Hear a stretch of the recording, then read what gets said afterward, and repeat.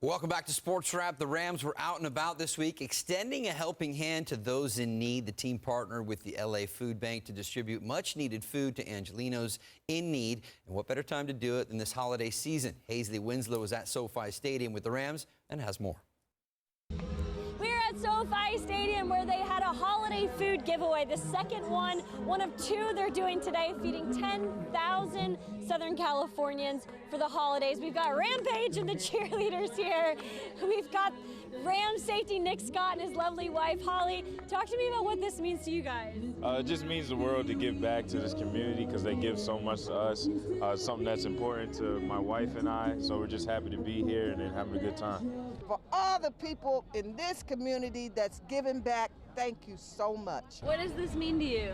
It means a lot to me because I have friends who have needs and they can't get down here to do this, but I'm coming for them and I'm just loving it.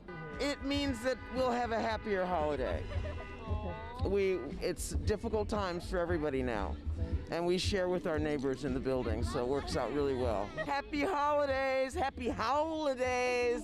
Feeding all these people is such an important thing for us. Over 8,000 people were fed last year, and we're hoping to really do more this year, and it's just an honor to be here today. Thank you very much. And it's a reminder that SoFi Stadium is not just about football and concerts, it's also about getting out of the office for all of these people and doing good for the community. One of two events, again, that they did today. Reporting at SoFi, I'm Hazley Winslow. Happy holidays! Back to you.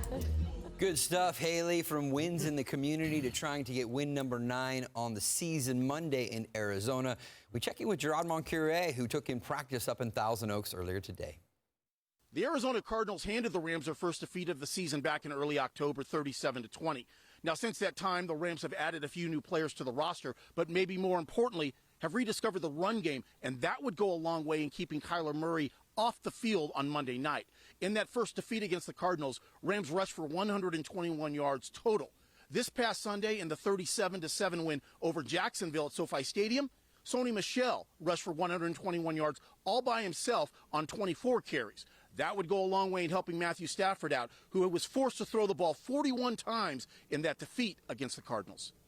As a team, for me, for our play caller, for everything, it just keeps us on track. We were really efficient. We didn't have that many explosives, there weren't 20, 30, 40-yard runs, but a bunch of 4s and 5s, and those really help out. Whether it's a 1st and 10 going to a 2nd and 5 or a 2nd and 4, or a 2nd and 10 giving us a chance on a 3rd and 5 to be in something manageable. I thought our guys up front did a great job executing against a front that like to move around a little bit and do some things. You hear guys talk about getting in a rhythm running the football. Is that a real thing? Talk about that a little bit, please. Getting in the rhythm, yeah, I would say it's a real thing. As running backs, we love to try to get in as much as a rhythm. It's a little bit more difficult when you're in and out the game, but at the end of the day, every little opportunity you get, you've got to try to, get as much as you can out of it. How fine is that line when you're trying to get in there and put pressure on him, but hold contain, especially on Kyler Murray? Yeah, it's tough. There's not too many quarterbacks out there like Kyler. I think, Lamar Jackson, they're two totally different guys.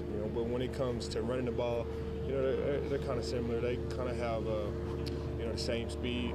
Throwing the ball is different from those guys. I'm not comparing. I'm just saying that, he can run like Lamar. Any comment on Big Whit being 40 playing on Monday Night Football? Yeah, it's special. I mean, you look at it, it's never occurred, a 40-year-old starting at the tackle position.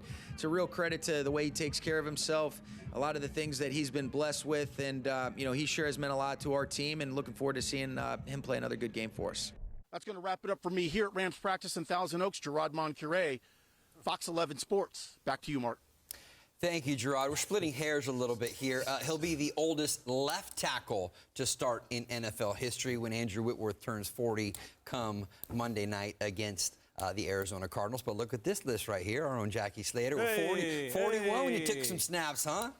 Yeah. Like it was yesterday. 41. I was hanging in there, boy, hanging on by the hairs of a chin. Bruce Matthews, former USC Trojan great, long career on the offensive line, too. Fantastic football player right out of USC here. Played a long time, was very good. Ray Brown, I think he's coaching in the NFL right now. He was 43 years old when he stopped playing. Jeff Van Note down at the Atlanta Falcons, played a long time. Some really good football players right there. I'm honored to be on that list. What's it like taking hits and putting blocks and pancaking guys when you're 41 compared to, say, well, it's different. 31? It's really different. I got to be honest with you.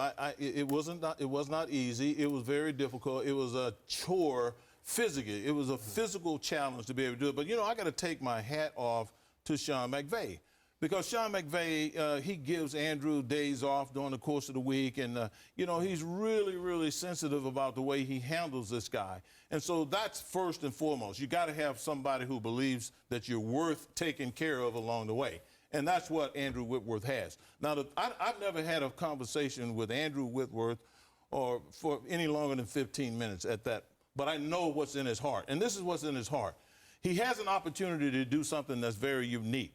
He's special at what he does when he's on the top of his game, and he's on a football team that's vying for a championship here over the last several years.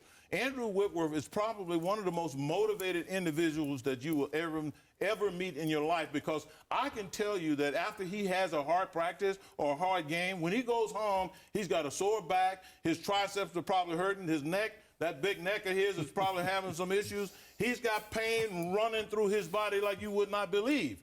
But he puts all of that aside, and he goes home. His wife loves him up, and then he goes back out, and then he does the same thing. And there are a lot of young guys. There's a lot of people looking at Andrew Whitworth on his football team, and they're saying, instead of me sitting here feeling sorry for myself, I'm going to look and see what this guy's, look at what he's doing, and if he can do it at his age, I ought to be able to not complain and do it at my age. That's exactly what's happening, and one of the reasons why Sean McVay kept him. Which makes it all that more remarkable that now in his 6th season, Whitworth was recently nominated for the Walter Payton Man of the Year Challenge, an award that recognizes a player's commitment to their hometowns and their team's communities, and of course embodies the spirit of the great Walter Payton in giving back. Yeah. 32 different players around the league. He's been a great leader for this team. And yes, he has. With his experience, he's been a big lift for this entire offense. He's been an outstanding football player as well, Vince. At one point in time, Pro Football Focus had him grading out a couple of years ago as one of the top offensive line, left tackles in pro football. So it hasn't been something given to him. He's earned everything that has happened,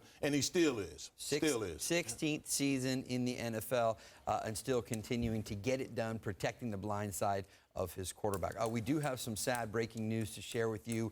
We are hearing that Demaryius Thomas, Super Bowl champion and 5-time Pro Bowl receiver, has died at the age of 33. This according to TMZ. Police say they found Thomas deceased in his Georgia home earlier tonight. The cause of death is currently unclear, but police told TMZ preliminary reports suggest his death stemmed from a medical issue. They also told TMZ there are currently no indications that foul play was involved. Thomas, you may recall, played 9 seasons in the NFL. He made the Pro Bowl 5 times and won Super Bowl 50 alongside quarterback Peyton Manning in 2015.